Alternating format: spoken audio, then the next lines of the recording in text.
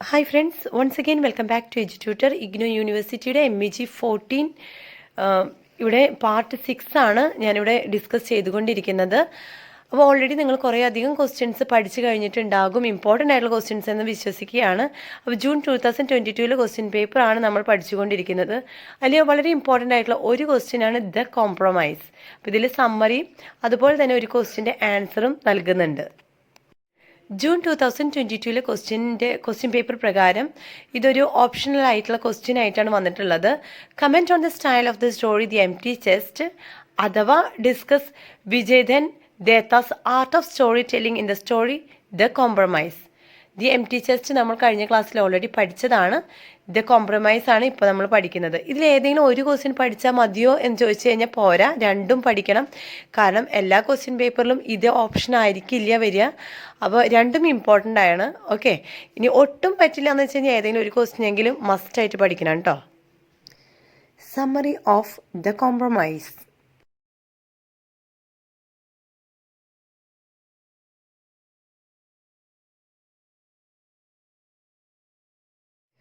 The Compromise by Vijayan Detta is a thought-provoking story about Askaran, a man struggling with his conscience. He discovers a magical mirror that reflects his inner self, exposing his desires and moral weaknesses. Vijayan ദത്തയുടെ ഒരു thought provoking ആയിട്ടുള്ള സ്റ്റോറിയാണ് the compromise. ഇതിൽ അസ്കരൻ എന്ന് പറയുന്ന വ്യക്തിയാണ് main കഥാപാത്രം. ഒരു മിറർ ഇവിടെ കൊടുത്തിട്ടുണ്ട്. മാജിക്കൽ മിററാണ്. മാജിക്കൽ മിററായിട്ടുള്ള ഈ മിററിൻ്റെ പ്രത്യേകത എന്താണെന്ന് വെച്ച് കഴിഞ്ഞാൽ ഇദ്ദേഹത്തിനെ കൃത്യമായിട്ട് അതിൽ കാണാനായിട്ട് സാധിക്കും. നമ്മുടെ മുഖം മാത്രമല്ല, അല്ലെങ്കിൽ നമ്മളുടെ ഫിസിക്കൽ ഒരു സ്ട്രക്ചർ അല്ല മിററിൽ കാണുന്നത്, മറിച്ച് അദ്ദേഹം ചെയ്യുന്ന നല്ലതും പൊട്ടയുമായിട്ടുള്ള അദ്ദേഹത്തിൻ്റെ കോൺഷ്യസ് ആണ് ഇവിടെ മിററായിട്ട് നിൽക്കുന്നത്. അപ്പോൾ കോൺഷ്യസിനെ കറക്റ്റായിട്ട് അദ്ദേഹത്തിന് കാണാൻ സാധിക്കുക എന്ന് പറഞ്ഞു കഴിഞ്ഞാൽ വളരെ ബുദ്ധിമുട്ടുള്ളൊരു കാര്യമാണല്ലേ. ഏതാണ് ശരി ഏതാണ് കൃത്യമായിട്ട് വേർതിരിച്ച് കാണാനായിട്ടുള്ളൊരു അവസ്ഥയാണ് ഈ മിററിൽ കൂടെ ഇദ്ദേഹത്തിന് കാണാനായിട്ട് സാധിക്കുന്നത്. The narrative explores themes of morality, societal pressure, and the human condition, making The Compromise a powerful and thought-provoking tale. ഇങ്ങനെയൊരു സ്റ്റോറി എഴുതിയതിൻ്റെ പിന്നിലുള്ള ലക്ഷ്യം എന്ന് പറയുന്നത് സൊസൈറ്റിയിലുള്ള മൊറാലിറ്റി, അതിൻ്റെ പ്രഷർ, ഹ്യൂമൻ കണ്ടീഷൻ, ഇങ്ങനത്തെ കുറച്ച് കാര്യങ്ങളൊക്കെ പ്രൊവോക്ക് ചെയ്തുകൊണ്ടാണ്. എന്ന് വെച്ച് കഴിഞ്ഞാൽ മനുഷ്യൻ്റെ സ്വാർത്ഥതയും വീക്ക്നെസ് ആറ്റിറ്റ്യൂഡുകളെയും ഒക്കെ ഒരു വ്യക്തി തിരിച്ചറിയുമ്പോൾ അവർക്കുണ്ടാകേണ്ട മാറ്റത്തെക്കുറിച്ചും പിന്നെ നല്ല വശം നമുക്ക് കാണാൻ സാധിക്കുമല്ലോ. അപ്പോൾ അങ്ങനെ രണ്ട് ആറ്റിറ്റ്യൂഡുകളും നമ്മൾ എങ്ങനെയാണ് കൈകാര്യം ചെയ്യേണ്ടത്, അപ്പോൾ സൊസൈറ്റിയിൽ നടന്നുകൊണ്ടിരിക്കുന്ന കുറച്ചധികം ഇമ്മോറലായിട്ടുള്ള കാര്യങ്ങളെ കുറിച്ചിട്ടും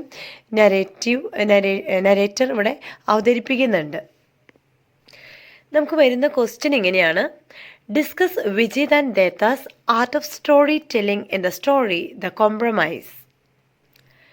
Vijayan Detta's storytelling in The Compromise is a unique blend of traditional Rajasthani folklore and modern socio-psychological commentary. He uses simple language and allegorical devices to explore complex themes of morality and societal pressure. ഇവിടെ വിജയൻ ദേത്ത ഒരു story നമ്മളോട് പറയുകയാണ്. The compromise എന്ന വളരെ മനോഹരമായിട്ടുള്ള വ്യത്യസ്തമായിട്ട് വേറിട്ട് നിൽക്കുന്ന ഒരു സ്റ്റോറിയാണിത്. ഇത് എങ്ങനെയാണ് സ്റ്റോറിയുടെ ഒരു ഐഡിയ ഇദ്ദേഹത്തിന് കിട്ടുന്നതെന്ന് വെച്ച് കഴിഞ്ഞാൽ രാജസ്ഥാനി ഒരു ഫോക്ലോറാണെന്ന് വെച്ച് കഴിഞ്ഞാൽ അവിടെ ഒരു നാടോടി കഥ പോലെ പറഞ്ഞുകൊണ്ടിരിക്കുന്ന ഒരു സംഭവമാണ്. ഇദ്ദേഹം ഈ ഒരു എന്താ പറയുക മിററിനെ കുറിച്ചിട്ട്, മാജിക്കൽ മിററിനെ കുറിച്ചിട്ട് രാജസ്ഥാനി നാടോടിക്കഥ പോലെ പറയുന്നുണ്ട്. അപ്പോൾ അതാണ് ഇദ്ദേഹം ഒരു സ്റ്റോറി ആയിട്ട് മാറ്റിയെടുക്കുന്നത്. ഇവിടെ സോഷ്യലി അതുപോലെ സൈക്കോളജിക്കലി ഒക്കെ കണക്ട് ചെയ്തിട്ടുള്ളൊരു കമൻട്രിയാണ് ഇതിൽ കൊടുക്കുന്നത്. ഇദ്ദേഹത്തിൻ്റെ ഉദ്ദേശം എന്ന് പറയുന്നത് തന്നെ സൊസൈറ്റിയിൽ നടന്നുകൊണ്ടിരിക്കുന്നത് മൊറാലിറ്റിയെ കുറിച്ചിട്ടും സൊസൈറ്റിയിൽ നമ്മൾ എങ്ങനെയാണ് കുറേയധികം സന്തോഷത്തിന് വേണ്ടിയിട്ട് കുറേ കാര്യങ്ങൾ ചെയ്യുന്നുണ്ട്. അത് ചിലപ്പോൾ നെഗറ്റീവായിരിക്കാം, പാപമായിരിക്കാം. അപ്പോൾ അങ്ങനെ കുറേ കാര്യങ്ങൾ ചെയ്യുന്നുണ്ടല്ലോ. അപ്പോൾ അതൊക്കെ നമ്മൾ കോൺഷ്യസ് ആയിരിക്കണം എന്നുള്ളൊരു ഉദ്ദേശത്തോടും കൂടിയാണ് നരേറ്റർ വളരെ സിമ്പിളായിട്ടുള്ള ലാംഗ്വേജിൽ കൂടെ റീഡേഴ്സിന് മനസ്സിലാക്കത്തക്ക വിധത്തിൽ ഈ ഒരു സ്റ്റോറി നരേറ്റ് ചെയ്തിട്ടുള്ളത്. Deta draws from oral traditions of his village, using poetic language and cultural context to ground the story in a regional setting.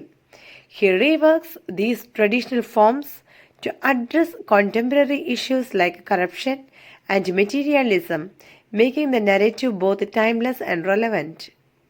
ഇവിടെ ദേത്ത ജസ്റ്റ് വെറുതെ റാൻഡം ഒരു കഥ പോലെ ഇങ്ങനെ എഴുതി വിട്ടതൊന്നുമല്ല, മറിച്ച് അദ്ദേഹത്തിൻ്റെ വില്ലേജിനെ കുറിച്ചിട്ട് ട്രഡീഷണലായിട്ട് നടന്നു പോയിക്കൊണ്ടിരിക്കുന്ന കുറേയധികം സംഭവങ്ങളുണ്ട്. അപ്പോൾ അതിനെയൊക്കെ കണക്ട് ചെയ്തുകൊണ്ട് നടക്കുന്ന കുറേ എക്സ്പീരിയൻസുകളിൽ നിന്നുമാണ് അദ്ദേഹം ഈ ഒരു കഥാരൂപത്തിൽ ഇത് എഴുതുന്നത്. അപ്പോൾ അദ്ദേഹത്തിൻ്റെ സ്ഥലത്ത് അദ്ദേഹത്തിൻ്റെ വില്ലേജിൽ നടന്നുകൊണ്ടിരുന്ന കുറേ കറപ്ഷൻസും കുറേ അധികം അതുപോലത്തെ കുറേ നെഗറ്റീവ് ആസ്പെക്റ്റുകൾ കാണാനായിട്ട് അദ്ദേഹത്തിന് സാധിച്ചിരുന്നു. അദ്ദേഹത്തിൻ്റെ എക്സ്പീരിയൻസിൽ നിന്നും ആണ് അദ്ദേഹം ഈ ഒരു കഥ എഴുതുന്നത്. The story features a talking mirror which represents the protagonist Askarin's conscience and societal judgment. This device externalizes Askarin's internal struggle, allowing readers to witness his moral decay. Deta uses dialogues between Askarin and his reflection to drive the plot and character development. ഇവിടെ ഒരു conversation സ്റ്റൈലൊക്കെയാണ് ദേത്ത ഈ ഒരു മിററിനെ ഒരു friendly ആറ്റിറ്റ്യൂഡും നമുക്കിവിടെ കാണാനായിട്ട് സാധിക്കും. ഇവിടെ ഒരു മിറർ നിൽക്കുന്നുണ്ട്, അതേസമയം ഇപ്പുറത്ത് ആരെ നിൽക്കുന്ന ആസ്കരനുണ്ട്. അപ്പോൾ ഏതാണ്ട് രണ്ട് വ്യക്തികൾ നിൽക്കുന്നത് പോലെയാണ് ചിത്രീകരിച്ചിരിക്കുന്നത്. അതേസമയം അത് അദ്ദേഹത്തിൻ്റെ കോൺഷ്യൻസ് തന്നെയാണ്. അപ്പോൾ ഇദ്ദേഹം എന്തെങ്കിലുമൊക്കെ കാര്യങ്ങൾ ചെയ്യുകയാണെങ്കിൽ അത് നല്ലതാകട്ടെ പൊട്ടയാകട്ടെ, മിറർ ഇദ്ദേഹത്തിനോട് സംസാരിക്കുകയാണോ, നീ ചെയ്തത് ഇങ്ങനെയാണ്, നീ ഇങ്ങനെ ചെയ്യണം, നീ ഇങ്ങനെ ചെയ്തല്ലോ, ഇങ്ങനെയുള്ള കുറേ കാര്യങ്ങൾ ഈ കോൺഷ്യൻസ് എന്ന് മനസാക്ഷി കേട്ടോ, മനസാക്ഷി ഇങ്ങനെ നമ്മളോട് ഇരുന്ന് പറഞ്ഞുകൊണ്ടിരിക്കുകയാണ്. അപ്പോൾ ഈ ആസ്കറൻസിന് ശരിക്കും പറഞ്ഞാൽ സൈക്കോളജിക്കലി തന്നെ അദ്ദേഹത്തിന് അഫക്റ്റ് ആവാൻ തുടങ്ങി. മെൻ്റലി എന്താ പറയുക, ഭയങ്കര ഒരു ഒരു തരത്തിലൊരു ഇറിറ്റേഷനാണോ, അദ്ദേഹത്തിന് എന്താ ചെയ്യണ്ടേ എന്നൊരു പിടുത്തം കിട്ടാതായി തുടങ്ങി. കാരണം അതിന് പുറത്ത് അതിന് പുറകിലൊരു കാര്യമുണ്ട്. എന്തുകൊണ്ടാണ് അദ്ദേഹത്തിന് അങ്ങനെ ഇറിറ്റേറ്റഡ് ആവാനായിട്ടും അതൊരു ടോർച്ചറായിട്ട് അദ്ദേഹത്തിന് തോന്നാൻ കാരണം എന്താ? അദ്ദേഹം അത്ര നല്ല പ്രവൃത്തികളല്ലായിരുന്നു ചെയ്തിരുന്നത്. അദ്ദേഹത്തിന് കോൺഷ്യൻസിന് മനസാക്ഷിക്ക് എതിരെ അദ്ദേഹം പ്രവർത്തിക്കാൻ തുടങ്ങിയത് കൊണ്ടാണ് അദ്ദേഹത്തിന് അതൊരു ഇറിറ്റേഷനും അദ്ദേഹത്തിന് ടോളറേറ്റ് ചെയ്യാൻ പറ്റാത്ത വിധത്തിൽ ഈ ഒരു മാജിക്കൽ മിററിനെ അദ്ദേഹം കാണാൻ തുടങ്ങിയതും. The narrative presents a morally ambiguous ending where Askaran shatters the mirror to silence his conscience and achieves material wealth as a corrupt police officer. This ending is a potent satire on a society that rewards opportunism over integrity, urging readers to reflect on their values. ഇവിടെ narrator present ചെയ്യുന്ന അസ്കരൻ എന്ന വ്യക്തിയുടെ മറ്റൊരു മുഖമാണ് at the end നമുക്ക് കാണാൻ സാധിക്കുക. അദ്ദേഹം ഒരു കറപ്റ്റഡ് ആയിട്ടുള്ള ഒരു പോലീസ് ഓഫീസർ ആയി മാറുകയാണ്. അതിനർത്ഥം അദ്ദേഹത്തിൻ്റെ മനസ്സാക്ഷിയെ തല്ലി ഉടയ്ക്കുകയാണെന്ന് വെച്ച് കഴിഞ്ഞാൽ ഈ ഒരു മാജിക്കൽ മിററിനെ തല്ലി ഉടച്ചുകൊണ്ട് എന്ന് വെച്ച് കഴിഞ്ഞാൽ ഈ കോൺഷ്യൻസിനോടല്ലാതെ അല്ലെങ്കിൽ മനസ്സാക്ഷിയോട് മിണ്ടാതിരിക്കേ എന്ന് പറഞ്ഞുകൊണ്ട് അദ്ദേഹത്തിൻ്റെ ഇഷ്ടം പോലെ ജീവിക്കാൻ തുടങ്ങുന്ന ഒരു അവസ്ഥയാണ്. ഇതെങ്ങനെ കണക്റ്റഡ് ആകുന്നത് സൊസൈറ്റിയിൽ നിലനിൽക്കുന്ന പല വ്യക്തികളുടെയും ആറ്റിറ്റ്യൂഡുകൾ അങ്ങനെയാണ് എന്നാണ് അദ്ദേഹം ഈ ഒരു നെഗറ്റീവ് ക്യാരക്ടറായിട്ടുള്ള അസ്കരൻ എന്ന വ്യക്തിയെ ചിത്രീകരിക്കുന്നത്.